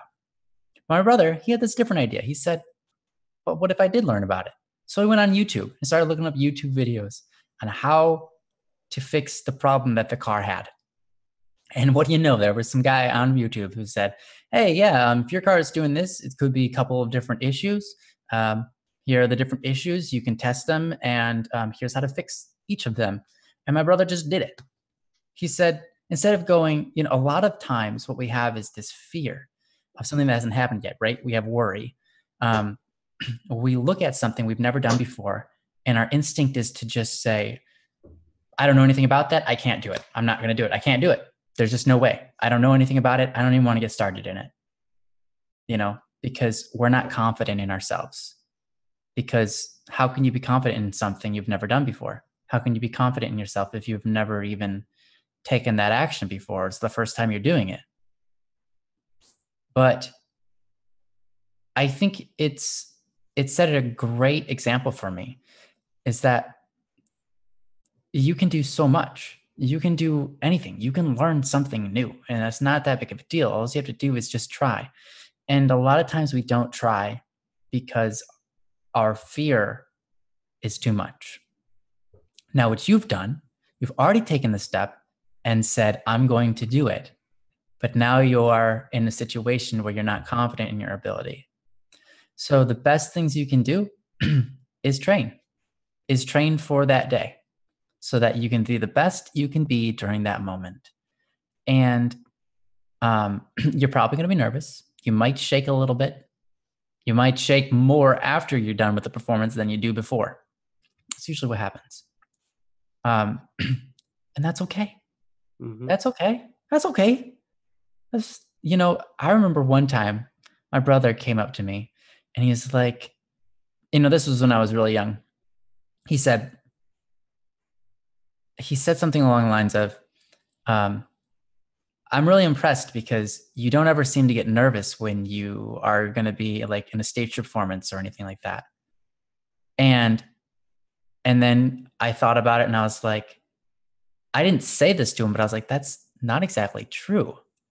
But because he said that, it became true. Suddenly I wasn't nervous anymore because I had this belief in myself. I said, it was this weird mental battle where I had just for some reason won and said, I don't have to be nervous because it doesn't matter what people think of me, right? I can do my best and that's all I can do. And that's all I can live up to, right? When I'm on the stage and performing, I give what I can give and that's it, you know? And there's, and being over worried is never going to help me in my performance. And usually it cuts me down. It makes it worse. So, it's really just a mental mind game, and all you can do is train for it. I just encourage you to listen to what Joe said again, and I think that will, everything he said will generally help you. I've been trying to play a piece for several years, but I've never been able to finish it. Haven't progressed in years. Yeah, I understand. I get that. Some things are difficult. Some of us are more talented in things than others. We don't have to. I think one thing you really don't want to fall into is you don't have to live up to your brother's expectations. You don't have to live up to your own expectations about you based on your brother's situation and how good he was, because you're not your brother. You're your own person with your own talents or lack thereof, with your own life to live, with your own paths to choose, with your own choices, with your own body, your own physical environment. You're an entirely and completely different person. And there's never a reason to have expectations from somebody, because we can't guarantee anything in this world. A lot of times you don't know. We never know where this life might take us. So I get excited when there's a change in plan. You forgot. Yes, I know. So you're your own person. Try not to live up to expectations. Hold the bar high on yourself. Be confident in yourself. A lot of times we fail at something just because we think we're going to fail. A lot of times we are failing because we're not confident in ourselves. But you know what? Confidence is nothing I can give you. There's nothing I can say that will make you feel more confident. I don't feel. Maybe there is. Confidence is something that you prove to yourself through going through with what you said you were going to do. When you try something new and you finish it, whether you failed 100 times or you didn't, whether you actually failed the performance or you completed it, confidence comes from being able to follow through with what you said you're going to do. And, courage does as well. I think those two go hand in hand. So I encourage you to just try your best. And look, here's something very important. It's not the end of the world. It's not going to ruin your life. If you fail, you'll likely do great. You will likely do great. Mm-hmm. But even if you mess up, even if you mess up to a point where you've lost your place and you can't even play the accompaniment part anymore and you just stop playing the piano altogether, and you're like, well, I've got nothing now. I don't know where he is, or she is, whoever's performing, and I can't do anything at this point. So now I'm just sitting here awkwardly.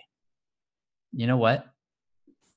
Most people are going to be like, hey, that's okay. You did something, it was bad, but you know what? It's not the end of the world. People aren't going to be experiencing that moment for the rest of their lives. The only person that could experience that moment for the rest of their life is you. And you get to decide whether that weighs you down or not. And I would suggest, since no one else is worried about it anymore, there's no reason for you to. No one else is looking at you and going, oh, that's the person that destroyed the piano part. For the rest of your life, that's not going to happen. Most people aren't thinking about it every single moment of the day. It might cross someone's mind eventually, but you get to decide whether that affects you or not. But chances are you'll do great. And Joe was talking about training. I'm brought back to there's a lot of idol animes out there, animes about idols. And there's always that, like, you know, that moment where you see them all training. They like, you know, like the performance is coming up in 2 weeks. Let's all like get together. And then it has the training montage, and we all love that. I don't know why, but we love it. Our minds, but if we actually are the people doing it, it doesn't feel like a training montage. It doesn't feel like, yeah, we're doing it, you know? Oh, I'm pumped up because this is what's going to happen in a week. No, it's usually it's like, oh, what's going to happen in a week? Shoot, Yeah. I gotta play. Hard. Not usually something that pumps you up in reality. Well, but it can. It uh-huh. can. And if you see it that way, it can. Uh-huh. It's up to you and your attitude. And you get to pick your attitude. You get to pick your attitude. And I'll tell you this too. If it all falls apart, you get a great story. yes, it's so true. You get a great story. Those are the best stories. Oh my gosh. You know, I've had moments where a whole night was just wrecked and everything, you know, was just terrible. You know, I can remember, oh my gosh, we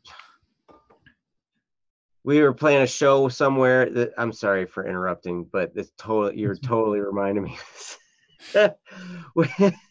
we were playing a show somewhere, and we rented equipment. We rented a PA system and all this extra stuff. And we are like, yeah, you know, it's going to be awesome. Boom. And what we ended up, we rented too much equipment. We ended up blowing the fuse at the place we were playing at. You know, it totally, like, it killed the whole power to the whole bar that we were at, you know. Oh, geez. We brought too much equipment and all this kind of stuff. And like, it was just this one stressful thing after the other. We played about 7 songs, you know, total the whole night, because we were dealing with all these technical issues and stuff was just shutting off and everybody was mad at us and all this kind of stuff. And it was so crazy. It just, and you know what? I got that story, and in my head, I look back at that and I'm like, wow, we were such morons. And it's so funny to look back and just laugh at it. And it's funny. And it's an enjoyable experience, actually, to be able to think about those things. You're like, that's so funny. And you can be like, man, this one time I went through this crazy problem. And you can have a YouTube show where you're helping people with their problems, and you can have a story to tell them. Mm-hmm. You know, and it's funny because we more vividly remember those stories where they fail than we do when we succeed. And that's because failure is what leads us to learn and to grow. And I remember there was an idol anime, like I was talking about before. I've seen many where they train and then they do the performance and it's great. Everyone enjoys it. I don't really remember those very well, like play by play, but I remember one. It was they did a good, okay performance, but they trained and then they came to the site. They found out the site was just total trash, and it was raining. And because of the situation, they weren't able to have any idol clothes, so they were just in their uniforms, which isn't good for stage because you're actually elevated, and they're wearing skirts, if you understand, and they're spinning. So there's all of these things, and like during the performance, they're tripping over each other, and then the performance ends, and they're like, "We did it." Like, yeah, well, we totally encountered problems, but they're like, we did it. And the people in the crowd were like, who are these people? These girls are pretty good. They got a lot of potential, right? Like, if the performance was perfect, everyone would be like, you know, like, oh yeah, that's good job. Like they must be professionals. I've never heard of them before, but they must be professionals. But because they failed at the same time as succeeding, everyone was like, who are these people? Let's support them. Let's, you know, egg them on, and let's be a part of their like following crew, you know, and because it's more human to experience a little bit of failures along with success. And so if you mess up a couple of notes, that's okay. Just keep going. It's not like the whole piece is ruined. Most professionals miss up a few notes. I mess up a few notes every time I play songs, for the most part. And that's totally okay. All you can do is practice until you try to get it perfect, and then do your best. So keep it up. I think it's great that you put yourself in this position, and I hope you see it to the end, and that you can at least be proud of yourself for trying. I think that's really cool. So good luck, Haley. I'm sure it is past the 2-hour mark. That's fine. Yeah. Well, Kayla's got to leave soon. She just said so. So Kayla, I apologize. But yeah, if you got to go soon, and yeah, we're at the 2-hour mark. Maybe I tell you what, I promise you, on the next stream we will do yours first, as long as you're there. Yeah. So this coming Wednesday, we will do yours first. I apologize for getting carried away with Haley's, but I think we're musicians too, and I read it and I was like, I hope we can do this quickly. But it's hard. being musicians, you're a musician too, Kayla, so I'm sure you understand. But I was just typing a response to you when Ryan finished up. I am such a slow typist. It takes me like an hour to type a sentence. That's okay. You're not the only one, Joe. So yeah. I experienced that too when I type with only my 2 fingers. Yes, and Kayla, also with the gravity of the situation you're dealing with, I don't want to rush through yours. That's true. That's not one that I want to try and shortcut. I really want to make sure we take some time and unpack that one, and also Monday, happy birthday, Kayla. Whoa. Happy birthday on Monday. Everybody wish Kayla a happy birthday on Monday, because we will not stream again until Wednesday. So the next time we see you, you will be older. Well, all of us will be older, but you will actually have turned a new number. A new number has been acquired. Yes. So happy birthday. Happy birthday. And well, maybe if you tell us next Wednesday, maybe we'll sing happy birthday for you. Oh, that would be fun. Yeah. We could do that. Next Wednesday, we'll give you a happy belated birthday song. And you said on there, you and somebody else said, it'd be nice to meet us in person. I tell you, if you meet us in person, you're going to be very unimpressed. Yeah, we're just normal people. We are regular people. Yeah. We are just regular people that have gone through some challenges. So maybe we have a little bit of insight on going through challenges, and we play music. And Ryan is like one of the most phenomenal musicians ever in the history of the planet Earth. Yes. I think that's true about all the musicians, though. Princess says I was a good musician. Thank you, Princess. But I am an also ran compared to that guy. A what? Also ran. I never heard that phrase. What's that? What is an also ran? It's like the guy who rides in on the coattails of the guy who actually did it. That is not you. That is not you. You're the one. Yeah. We can get into the story if we want, but no, that is not you at all. And you're not riding off of my coattails. We tried that. No. We tried that. I think what we'll do is, what we talked about doing at the last conference call. I think that's a good plan. But you guys, we just really want to do everything we can to help you guys out. This whole Black Static and Swerve mission has always been about you guys. And we didn't even know who you guys were yet. Before we started, yeah. It always has been about you guys. Yep, we just knew that we wanted to be musicians. We wanted to create. We wanted to do something where we had a good message, where we were helping people out, and we wanted to be interactive with the community that ended up being our fans and our friends. We wanted to actually be friends with our fans. We actually wanted to and not have that big separation of this fame and glory and like, oh, you look at these people and they're on this pedestal. No, we didn't want that. We wanted to actually. Our first album was completely anonymous. Yeah. Oh, yeah. That was weird too. It was actually really cool. It was cool and it was weird. It was And so actually, weird. it was, yeah, it was weird. It was We super didn't put our weird. names on it at all. We said we were going to be anonymous. I was like, whoa, Yeah. what? They were shocked too. That's great. Anyways, that's a different story for another time. Yeah. So, but thank you guys very much for all of your questions and for all of your, for sharing, for having the courage to share. Bree, if you're still out there listening, thank you for coming. And, we hope that we'll see you next time on our next stream. And yeah, Ryan, please put songs on Pandora, please. They'll be there. They'll be there. Some of them. Some of them are. The Criminal Idol series is not yet. Right. I finish it up, and I've been working on it. I promise. Some things. Sometimes you write a song and then you're like, I just got to rewrite it.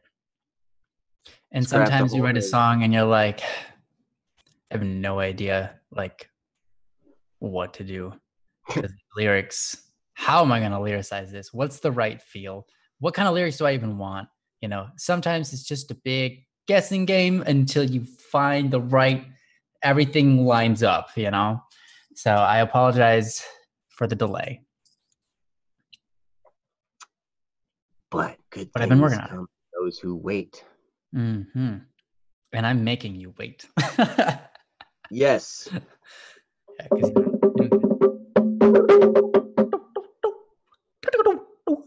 okay. See you guys. Thanks for being here. Awesome. I love you all. Love you. See you on Wednesday. Bye-bye.